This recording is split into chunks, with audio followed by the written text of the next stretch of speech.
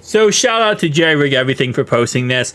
And I always love to react to these. We're not watching the video in this video. I'm just giving my thoughts, opinions, and skimming through it.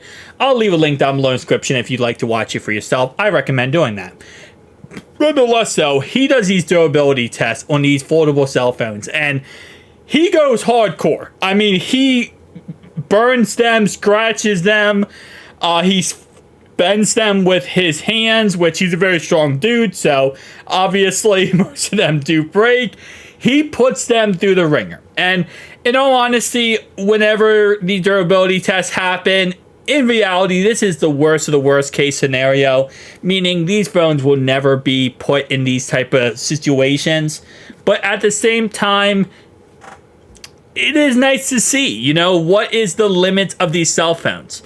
Now, his Z Flip 5, last year's edition of the Samsung Z Flip series, was the first phone to actually survive his flippable phone test. Not foldable, but flippable one. And he actually used it for a month, said that he didn't like it because he had to open it up and flip it open a million times. Nonetheless, though, it just goes to show how, you know, insanely durable Samsung has made the Z Flip series.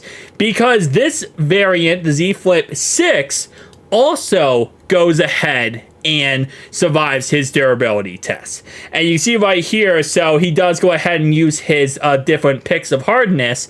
And of course, he does scratch at a level 2 because, listen, it's a plastic display. And at the end of the day, it does have glass underneath of it. It's a micro layer of glass. And Samsung has really done a good job of upgrading their micro flexible glass this year by using liquid. But at the same time, it's still a plastic screen protector on top of plastic, on top of a micro layer of glass. And he does show off in this video as he tears it down, the different layers. Nonetheless, though, of course, the outside display has Gorilla Glass Victus, which of course means that it is going to scratch like a regular cell phone, an iPhone, S24 Ultra, whatever. It's going to scratch at the same level. Obviously, the inside display is not. He does, of course, go ahead and, you know, use his pick on the side to scratch up the device. Does scratch up pretty much every part of it. He does go ahead and burn the inside display, which it's plastic. It's going to happen. When you burn plastic, it's going to burn. Now, he does talk about how the pixels do recover, though. And that obviously is a huge thing. And again, there is no situation where I ever expect this to happen, where someone to do all this to their cell phone. Here's the thing that does interest me.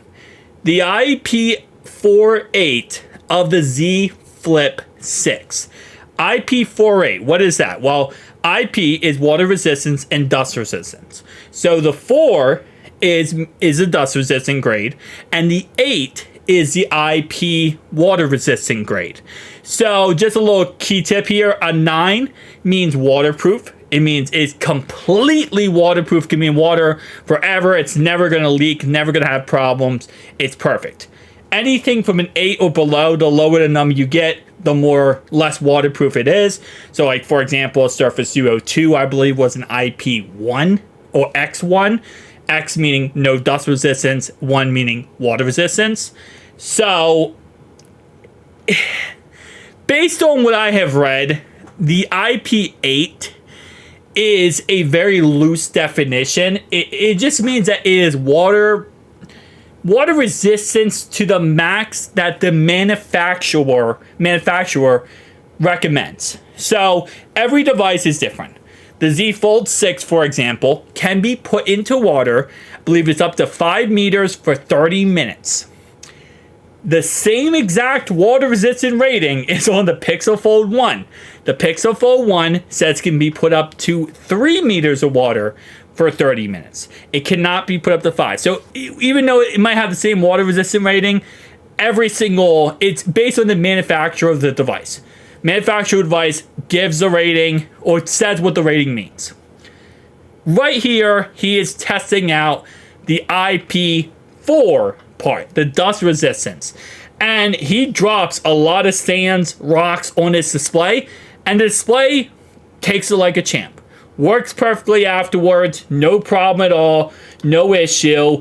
And of course, that is a little bit of it is the fact that it has that dust resistant grade. So none of the sand or rocks things are going to get in the actual device. Now, Samsung does not, when it says IP4, 4 does not represent, again, it's not a high grade, it's not talking about sand or little rocks. It's talking about an ant size. So if you know an ant, that's the size that it won't let that size of particles like land in your pocket to get in your device.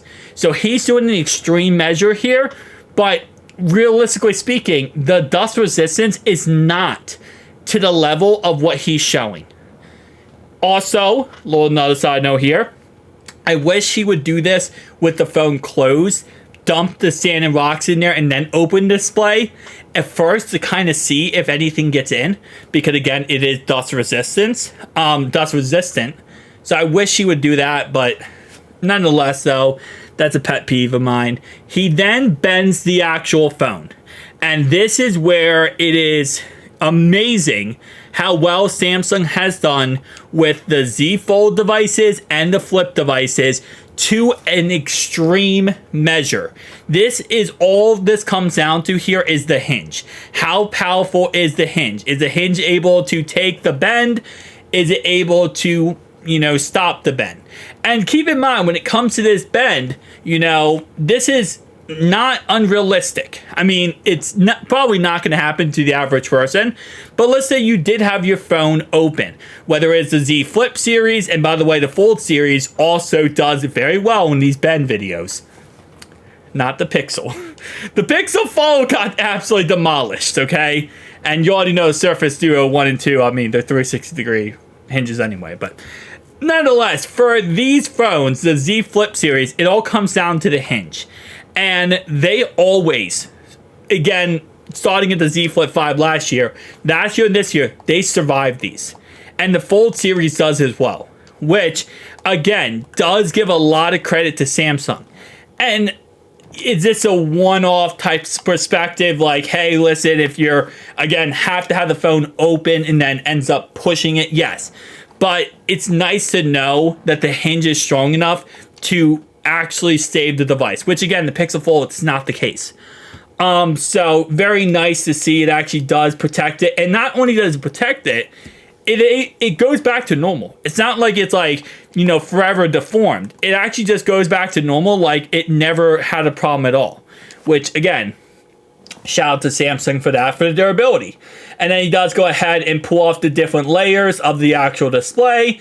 And of course, we have the first layer, we have the second layer, and then we have the liquid layer. And this layer is actually kind of cool. As you can see, he moves this to the right-hand side. It's a liquid type gel that is the foldable glass. So the foldable glass is now just like a liquid, which is weird to say, but it's also really dope. But yeah, so I'm sorry. I geek out of all this kind of stuff when it comes to like the building of this technology. I love how this industry is going forward. But yeah, so you can see he does go ahead and pull it back, and it's like a liquid type device, which is kind of dope. But overall wise, guys, tell me down below your thoughts and opinions.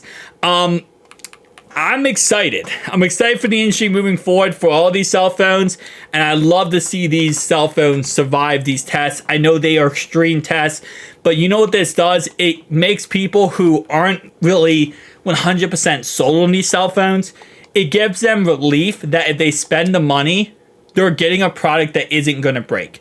Because the stigma around these foldable, flippable cell phones for the longest time has always been, oh, well, they're not durable enough.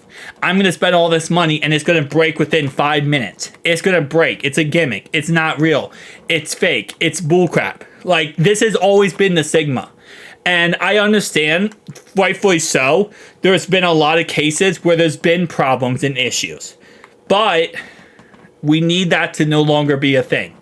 And the more we see stuff like this, where, we are seeing actual devices being put to the test and being able to survive certain things and the durability going up, all this does is push the industry forward. It makes more people are actually willing to buy these devices, which creates better products. It also makes more competition. More companies start getting in the fold of these things, and it's better for the consumer.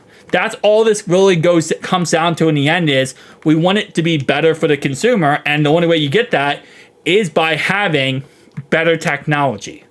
So tell me down below your thoughts, opinions. I'll see you guys next one. Peace out.